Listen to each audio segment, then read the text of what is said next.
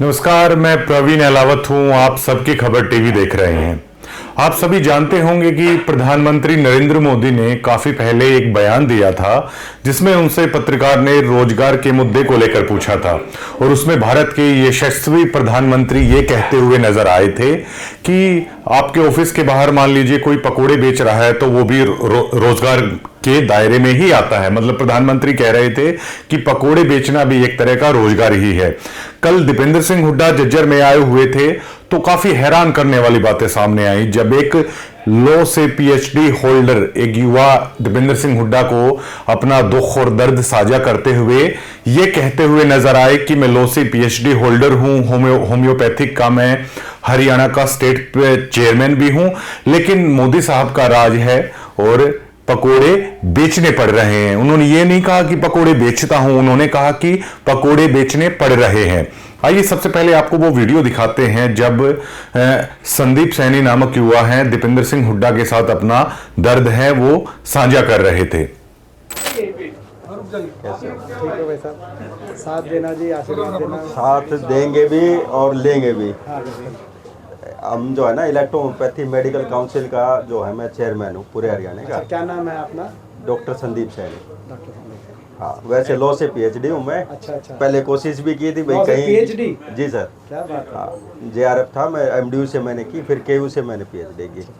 फिर इलेक्ट्रो तो फिर मोदी का राज है जी, पकोड़े बेचने पड़ रहे हैं। क्या बात है। तो दोस्तों आपने देखा कि किस तरीके से एक युवा है वो दीपेंद्र सिंह हुड्डा को ये कहते हुए नजर आ रहे हैं कि भाई साहब मोदी साहब का राज है इसलिए पकोड़े बेचने पड़ रहे हैं। साथ ही साथ वो युवा दीपेंद्र सिंह हुड्डा को ये भी कहते हुए नजर आ रहे हैं कि मैं चाहता था कि यूनिवर्सिटी में जॉब है वो हो जाए क्योंकि उनकी एजुकेशन इतनी है। मतलब एक युवा चाहता था कि मुझे पकोड़े ना बेचने पड़े, बल्कि जिस चीज के लिए मैंने मेहनत की है, जिस चीज के लिए मैंने एजुकेशन ली है, एजुकेशनल लाइन में मैं जाऊं। ये केवल संदीप सैनी जैसे एक युवा का मुद्दा नहीं है, ये मुद्दा पूरे देश का है, पूरे हरियाणा प्रदेश का है। क्योंकि सभी जानते हैं ग्रुप डी की नौकरियों में भी देखा गया है, क्लर्क की नौकरियों में भी देखा गया है हरियाणा प्रदेश में कि पीएचडी डिग्री होल्डर हैं वो ग्रुप डी की और क्लर्क की नौकरियां कर रहे हैं। वहीं दूसरी तरफ दीपेंद्र सिंह हुड्डा आंकड़े पेश करते हुए सरकार को घेरते हुए नजर आते हैं कि हरियाणा में जो बाहर की जो अच्छी वाली नौकरी है उसमें हरियाणा से बाहर के तकरीबन 90% से ऊपर लोग हैं जो हरियाणा से बाहर के हैं जिनको अच्छी पोस्टों की नौकरी दी जाती है। और कल दीपेंद्र सिंह हुड्डा प्रेस कॉन्फ्रेंस में भी ये कह रहे थे जब पत्रकारों ने उनसे सवाल किया कि मोदी की गारंटी का काफी जिक्र चल रहा है, तो दीपेंद्र सिंह हुड्डा ने कहा कि क्या किसानों को एमएसपी की गारंटी है, क्या मजदूरों को उनकी अच्छी मजदूरी की गारंटी है, क्या बेरोजगारों को रोजगार की गारंटी है, क्या हरियाणा अपराध मुक्त हरियाणा की गारंटी है, क्या व्यापारी आराम से अपना व्यापार कर सके, सुकून से अपना व्यापार कर सके, क्या उस चीज की गारंटी है।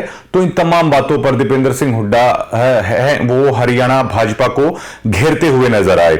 अब कल दीपेंद्र सिंह हुड्डा जब आम आदमियों से बात कर रहे थे तो लगातार लोग ये कह रहे थे कि जब आपका राज था तो झज्जर में विकास हुआ।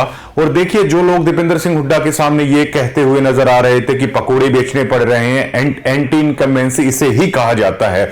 और जब एंटी इनकम्बेंसी सरकार के खिलाफ हो जाती है, आप कितने भी सर्वे कर लीजिए, कितने भी मतलब जांच एजेंसियों से सर्वे करवा लीजिए, जो एंटी इनकम्बेंसी होती है ना उसका असर जब एक व्यक्ति है पोलिंग बूथ पर जाता है तो बटन दाबकर ही उस एंटी इनकम्बेंसी का जो रुझान है उसके बाद ही पता चलता है। और आपको बता दें कि रोहतक लोकसभा पिछली बार भी तकरीबन सही आंकड़े किसी को नहीं पता, लेकिन 10,000 के समथिंग वोटों से दीपेंद्र सिंह हुड्डा हारे थे। अब मान लीजिए इस तरह की एंटी इनकम्बेंसी है, युवाओं में इस तरह का रुझान है, गरीब तबके में, मजदूर वर्ग में, दिहाड़ी मजदूरी करने वाले छोटे दुकानदारों में इस तरह का रुझान है। तो अगर 2 से 3% भी एंटी इनकम्बेंसी हो जाती है तो रोहतक लोकसभा की राह है दीपेंद्र सिंह हुड्डा के लिए काफी आसान होने वाली है। और ये सवाल है मैं पूछना चाहता हूं भाजपा के उन तमाम लोगों से, भाजपा के कार्यकर्ताओं से जो गुणगान करते जा रहे थे कि मोदी साहब ने कुछ भी गलत नहीं कहा है, क्या वो इन तस्वीरों को देखकर संदीप सैनी जैसे युवाओं से नजरे मिलाकर ये कह पाएंगे कि पकोड़े बेचना एक रोजगार है, बल्कि जो आपने पीएचडी की है उससे कहीं आप अच्छी सरकारी जॉब करते, जो आपका सपना था वो गलत था। लेकिन भैया आप पकोड़े बेच रहे हैं, पकोड़े बेचना ही ठीक है। क्या भाजपा के नेता उनकी आंखों में आंख मिलाकर ये कह पाएंगे कि भैया आपने पीएचडी की, आपने ग्रेजुएशन किया, आपने पोस्ट ग्रेजुएशन किया, लेकिन आप देखिए आपको ग्रुप डी की नौकरी है वो दे दी गई है। क्या भाजपा के नेता उन युवाओं से नजरें मिला पाएंगे जो ये कहते थे कि हम ग्रेजुएट हैं, पोस्ट ग्रेजुएट हैं, हमारा सपना है कि हम अपनी काबिलियत के आधार पर नौकरी चाहते हैं, लेकिन वो क्लर्क की नौकरियां कर रहे हैं? तो ऐसे तमाम सवाल हैं जो शायद अब की बार इस लोकसभा चुनाव में भाजपा के नेताओं को देना है वो मुश्किल नजर आएगा। और ये कहानी अकेले संदीप सैनी की नहीं है, बल्कि इस देश के, इस हरियाणा प्रदेश के हजारों लाखों युवाओं की है। और इसे ही असली एंटी इनकम्बेंसी कहा जाता है, और इसका असर है बिल्कुल पोलिंग बूथ पर है, वो नजर आता है। शुक्रिया।